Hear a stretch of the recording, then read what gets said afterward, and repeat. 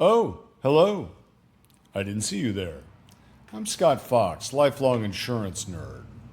If you think Medicare is free, here's the plot twist.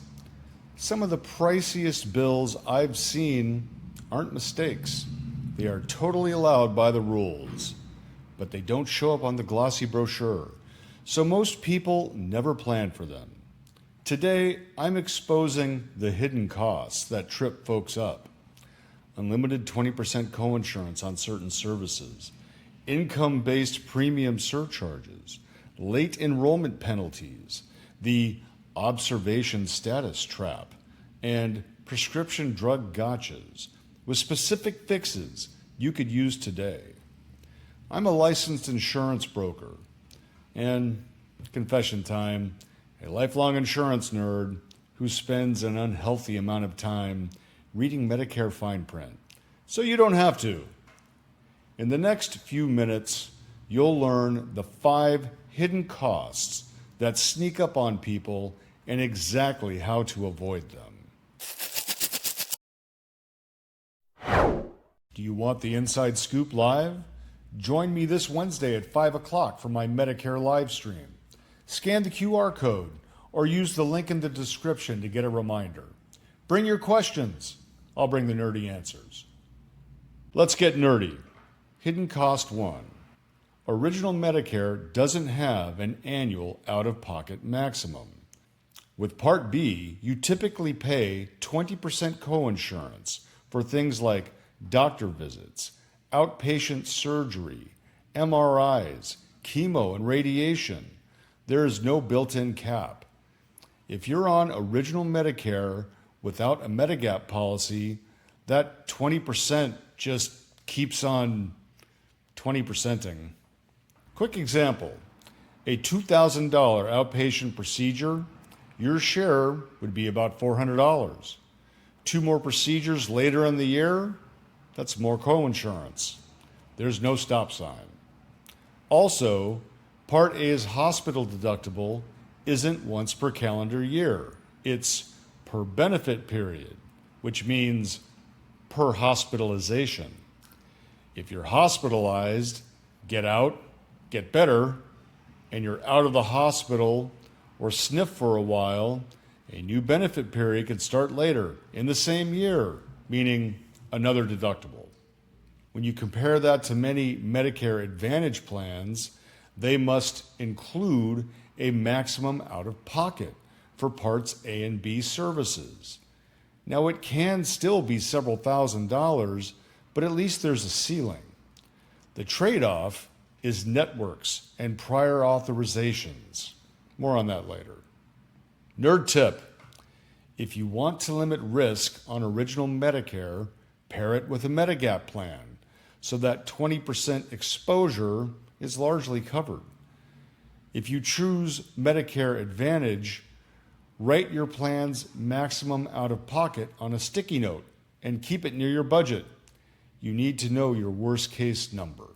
Hidden cost number 2, IRMAA, or Income-Related Monthly Adjustment Amounts. Boy, there's an acronym for you. The insurance industry loves acronyms. This can raise your Part B, Part A, and Part D premiums based on your income from 2 years ago. Retired now, but your income 2 years ago was high? You could get hit with surcharges.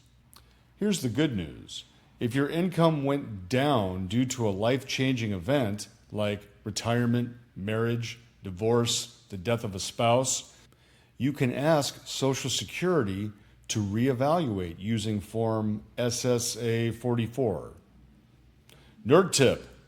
Start IRMAA planning by age 63. Consider how Roth conversions, capital gains, RMDs, and part-time work affect your future modified adjusted gross income. If you retire and your income drops, file that SA 44 with documentation.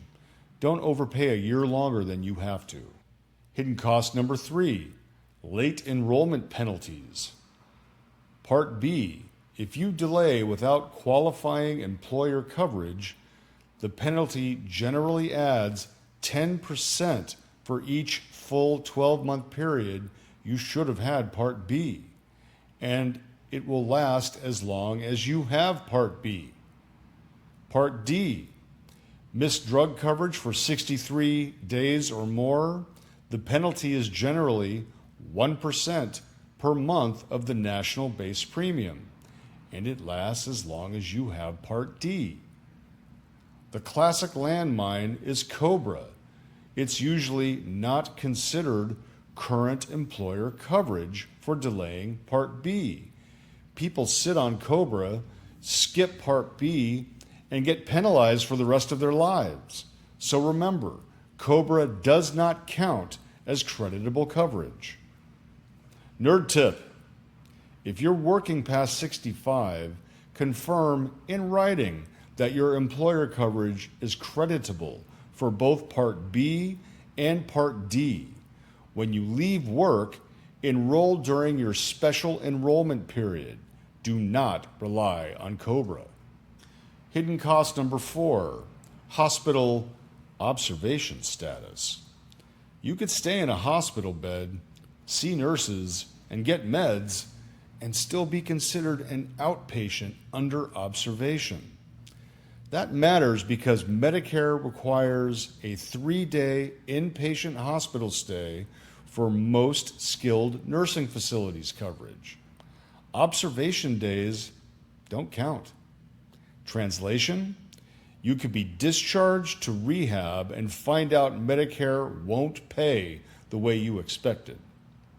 Nerd tip: always ask the floor nurse or case manager, am I admitted inpatient or under observation? If it's observation and your doctor agrees that you need inpatient care, request a status review ASAP. Document names, dates, and what you were told.